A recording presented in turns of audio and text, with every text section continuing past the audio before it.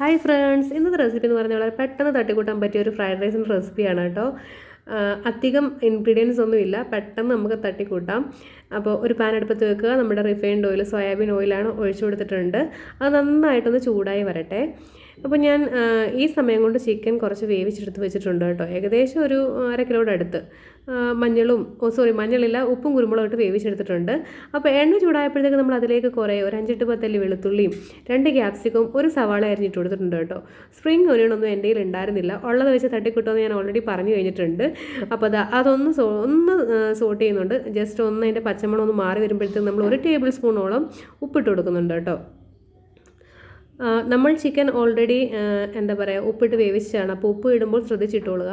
ഇനി ഒരു 1/2 ടേബിൾ സ്പൂണോളം കുരുമുളക് പൊടി ഇട്ട് കൊടുക്കുക. കുരുമുളക് പൊടിയുടെ അളവ് കൂട്ടുകയും കുറയ്ക്കുകയൊക്കെ ചെയ്തോളാം. ഞാൻ കുഞ്ഞുങ്ങൾക്ക് കൊടുക്കേണ്ടത് കാരണം എരിവ് ഒരുപാട് ഇടുന്നില്ല. ഓക്കെ, അപ്പോൾ നിങ്ങൾക്ക് ഒത്തിരി സ്പൈസി ആയിട്ട് വേണമെന്നുണ്ടെങ്കിൽ 1 ടേബിൾ സ്പൂൺ വരെ ഉപയോഗിക്കാവുന്നതാണ്. പിന്നീട് ഒരു 3 ടേബിൾ സ്പൂൺ കണക്കാക്കി സോയാ സോസ് ഒഴിച്ചു കൊടുക്കുക കേട്ടോ. അതിലേക്ക് തന്നെ ഇട്ട് കൊടുക്കുക. ഞാൻ ഫ്രൈഡ് റൈസിൻ്റെ റെസിപ്പി ഓൾറെഡി അപ്ലോഡ് ചെയ്തിട്ടുള്ളതാണ്. അത് വേറൊരു മെത്തേഡാണ്. ഫ്രൈ ചെയ്തിട്ടാണ് ചിക്കൻ ചേർത്തിരിക്കുന്നത്. ഇത് ഞാൻ ഫ്രൈ ചെയ്തിട്ടില്ല. അതായത് കുക്കറിൽ നല്ല രീതിയിൽ നമ്മൾ ഉപ്പിട്ട് വേവിച്ചെടുത്തിട്ടുണ്ട്. 2 വിസിൽ 3 വിസിലായപ്പോഴത്തേക്കും വേവിച്ചെടുത്തതിന് ശേഷം നമ്മൾ അതിൻ്റെ അകത്തെ എല്ലെല്ലാം കളഞ്ഞത് ചെറിയ രീതിയിൽ അന്ന് അരിഞ്ഞെടുത്ത് വെച്ചിട്ടുണ്ട് കേട്ടോ. ഇനി നമ്മൾ നമ്മുടെ ആ സോസിൻ്റെ അകത്തേക്കും ക്യാപ്സിക്കം എല്ലാം വാടി നിൽക്കുകയാണ്. അതിലേക്ക് നമ്മൾ അരിഞ്ഞ് വെച്ചിരിക്കുന്ന ചിക്കൻ ഇട്ട് കൊടുത്തിട്ടുണ്ട്. ഇനി ജസ്റ്റ് ഒന്ന് ആ സോസുമായിട്ട് നല്ല രീതിയിൽ തന്നെ ഒന്ന് മിക്സ് ചെയ്യുക. മസാല ഒക്കെ ഒന്ന് പിടിച്ചോട്ടെ. മസാല എന്ന് പറയാൻ മാത്രമൊന്നുമില്ല, ജസ്റ്റ് കുരുമുളകും വെളുത്തുള്ളിയും പിന്നെ സോയാ സോസും ഉള്ളൂ. വേറെ ഒന്നും ഇതിൻ്റെ അകത്ത് ചേർത്തിട്ടില്ല. പക്ഷേ വളരെ ടേസ്റ്റിയാണ്. അധികം ഇൻഗ്രീഡിയൻസ് ഒന്നും ഇല്ലെന്ന് ഞാൻ ആദ്യമേ പറഞ്ഞു കഴിഞ്ഞു. വളരെ ഈസി, വളരെ പെട്ടെന്ന് നമുക്ക് തയ്യാറാക്കാൻ പറ്റുന്ന തട്ടിക്കൂട്ട് ഐറ്റം എന്ന് തന്നെ പറയാം കേട്ടോ. ഈ കറിയൊക്കെ വെക്കാൻ മടിച്ചിരിക്കുന്ന സമയത്ത് നമുക്ക് ഉണ്ടാക്കാൻ പറ്റിയ ഒരു ഐറ്റമാണ്. അപ്പോൾ ഒന്ന് ഉണ്ടാക്കി നോക്കുക ഇതുപോലെ തന്നെ. പിന്നെ നമ്മൾ ആ ചിക്കൻ വേവിച്ച കുറച്ച് വെള്ളം ഉണ്ടായിരുന്നു, അത് ഞാൻ കുറച്ചൊന്ന് ഒഴിച്ചു കൊടുത്തിട്ടുണ്ട്. വേറൊന്നിനുമല്ല, ജസ്റ്റ് ആ വെള്ളം കൂടെ ഒഴിക്കുമ്പോഴത്തേക്ക് അതിൻ്റെ അകത്തൂടെ എല്ലാം ഒന്ന് പിടിച്ച് കിട്ടും നല്ല രീതിയിൽ. അപ്പോൾ നല്ല രീതിയിൽ തന്നെ ഒന്ന് ഇളക്കി യോജിപ്പിച്ചതിന് ശേഷം നമ്മൾ ബാസ്മതി റൈസ് വേവിച്ച് വെച്ചിട്ടുണ്ടായിരുന്നു. ഉപ്പിട്ട് നന്നായിട്ട് ഇച്ചിരി എണ്ണയും കൂടെ ഒഴിച്ച് നല്ല രീതിയിലൊന്ന് വേവിച്ച് വെച്ചിരിക്കുന്ന നമ്മുടെ ബാസ്മതി റൈസ് ഇട്ട് കൊടുക്കുക. ഇത് നല്ല രീതിയിലൊന്ന് ഇളക്കി യോജിപ്പിച്ചതിന് ശേഷം മാത്രമേ നമ്മളത് ഇട്ട് കൊടുക്കാവുള്ളൂ കേട്ടോ. അപ്പോൾ നമ്മൾ വേവിച്ച് വെച്ചിരിക്കുന്ന ചോറ് ഒരുപാടങ്ങ് വെന്ത് പോകാൻ പാടില്ല. ജസ്റ്റ് ഒന്ന് തിളച്ച് കഴിയുമ്പോൾ തന്നെ അടച്ചിടണം കേട്ടോ. അപ്പോൾ അതൊന്ന് അധികം ഒട്ടിപ്പിടിക്കാതൊക്കെ രീതിയിൽ തന്നെ വേവിച്ചെടുത്തോളുക. നല്ല റൈസ് നിങ്ങൾ ഏകദേശം നല്ല ബ്രാൻഡ് യൂസ് ചെയ്യുക. അപ്പോൾ നല്ല രീതിയിൽ ഫ്രൈഡ് റൈസ് ഉണ്ടാക്കിയെടുക്കാൻ പറ്റും. നമ്മൾ പല ഈ ബ്രാൻഡ് യൂസ് ചെയ്യുമ്പോൾ ഓരോന്നിൻ്റെയും പശയൊക്കെയുള്ള അരിയൊക്കെ ആണെന്നുണ്ടെങ്കിൽ ഇത് ഉണ്ടാക്കാൻ പറ്റത്തില്ല. അപ്പോൾ അത് നോക്കിയിട്ട് വേണം നിങ്ങൾ ചെയ്യാൻ. ഇന്ന ബ്രാൻഡെന്നൊന്നും ഞാൻ പറയുന്നില്ല, അതൊക്കെ ഓരോ ഇഷ്ടം പോലെ എടുക്കുക.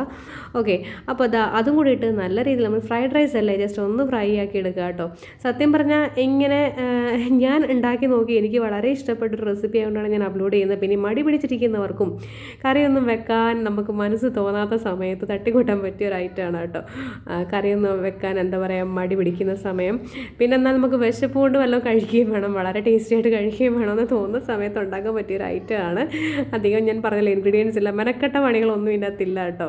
ജസ്റ്റ് ആ സവാളയും നമ്മുടെ ക്യാപ്സിക്കം ഒന്ന് അരിയുന്ന സമയം മാത്രമേ അതിൽ പോകുന്നുള്ളൂ. അപ്പോൾ നമ്മുടെ വളരെ ടേസ്റ്റി ആയിട്ടുള്ള അധികം സ്പൈസി ഒന്നും അല്ലാത്തതുമായ നമ്മുടെ ഫ്രൈഡ് റൈസ് ഇവിടെ റെഡി ആയിട്ടുണ്ട്.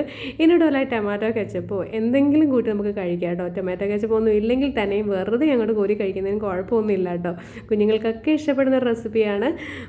എല്ലാവരും ഒന്ന് ട്രൈ ചെയ്ത് നോക്കുക. വളരെ ഈസി, നമുക്കൊരു ചിക്കൻ ഒന്ന് വേവുന്ന സമയം അത്രേ ഉള്ളൂ. പിന്നെ റൈസും വേവിക്കണം കേട്ടോ. അത് രണ്ടും വേവിച്ച് വെച്ച് കഴിഞ്ഞാൽ പിന്നെ വളരെ ഈസി അല്ലേ. ഒരു 2-3 മിനിറ്റിനുള്ളിൽ അല്ലെങ്കിൽ 4 മിനിറ്റിനുള്ളിൽ തന്നെ സംഭവം ഓക്കെയാണ്. അപ്പോൾ റെസിപ്പികളൊക്കെ ഇഷ്ടപ്പെടുന്നുണ്ടെങ്കിൽ ലൈക്ക് ചെയ്യാനും ഷെയർ ചെയ്യാനും മറക്കരുത്. ഇതുവരെ ചാനൽ സബ്സ്ക്രൈബ് ചെയ്യാതെ കാണുന്നെങ്കിൽ ഒന്ന് സബ്സ്ക്രൈബ് ചെയ്തേക്കണേ. അപ്പോൾ നമ്മൾ വളരെ ടേസ്റ്റി ആയിട്ടുള്ള ഫ്രൈഡ് റൈസ് റെഡി ആയിട്ടുണ്ട്. ഇത് ഫ്രൈഡ് റൈസ് എന്ന് പേര് പറയാവുന്ന പോലും എനിക്കറിയില്ല. കാര്യം എന്ന് വെച്ച് കഴിഞ്ഞാൽ അത്രയ്ക്ക് ഈസി ആയിട്ട് വളരെ പെട്ടെന്ന് തയ്യാറാക്കിയ ഒരു ഐറ്റമാണ്. അപ്പോൾ നെക്സ്റ്റ് റെസിപ്പിയുമായി കാണുമ്പോഴേ ബൈ. റെസിപ്പികളൊക്കെ ഇഷ്ടപ്പെടുന്നുണ്ടെങ്കിൽ ലൈക്ക് ചെയ്യാൻ മറക്കരുതേ. Okay, thank you for watching.